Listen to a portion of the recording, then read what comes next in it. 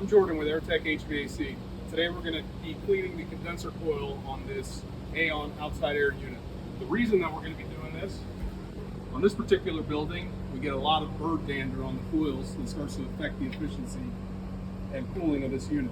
So let's dive right in. We're going to start by removing power.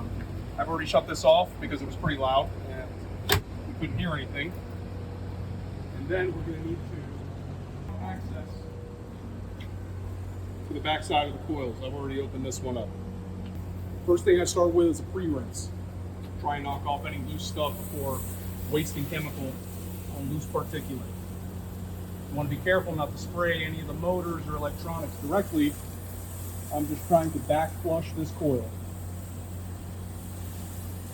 Means put the water in from the outside in the opposite direction that the air is naturally flowing. I'll come around to the front side and try and knock all the loose stuff off.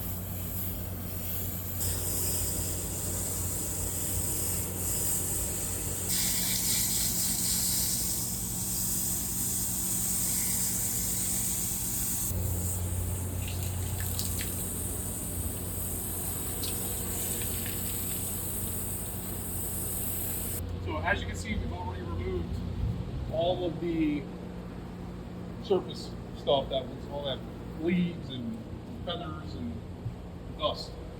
So now the next step is going to be to start attacking the rest of the remaining dirt with a light cleaner. This manufacturer recommends using Simple Green.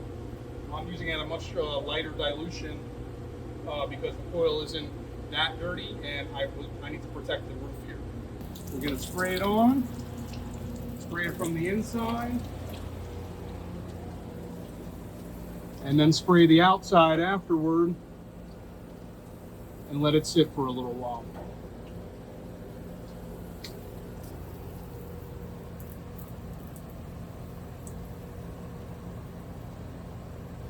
In this case, I like to spray the inside first, always starting from the top, so that the stuff can rinse down. I like to do the inside to push the cleaner through the coil, and then finish up by doing the surface of the outside to make sure that we're completely coated.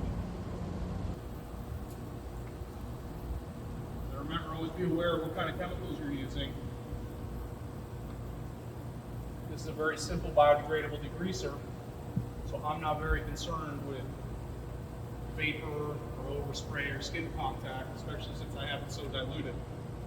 Sometimes we use harsher chemicals. You need to make much more consideration for your environment. So now that we've let this sit for about 10 minutes, this coil isn't particularly dirty. I'll see how well it's rinsing off to see if it needs another treatment or more time. But we're going to go ahead and rinse it right now. Again, starting from the inside.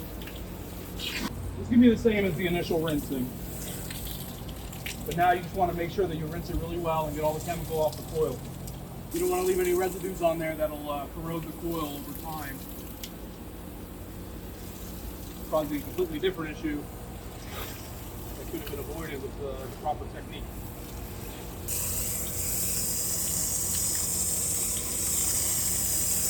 I don't know if you can tell in the video, but it's kind of rinsing out dirty, so I'm going to keep on rinsing until I see it rinsing out pretty clear. So I'm going to work my way down. I may do this multiple times per coil. That'll tell me that we got all the crud out from inside of the fin. It's going to take a little bit, so we'll be right back.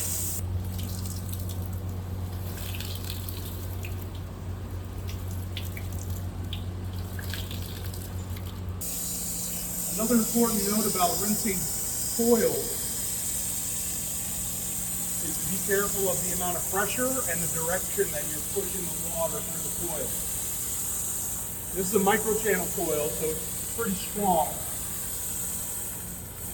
but you still want to go straight through so that you can push the water through the fin and remove all the stuff from the inside.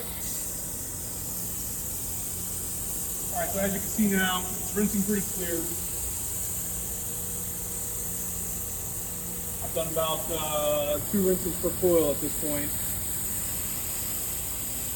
And I'm not getting any more of that dirty water coming out of it. So these coils are good to go. We're gonna go ahead and button them up, turn it back on, and make sure everything's working properly.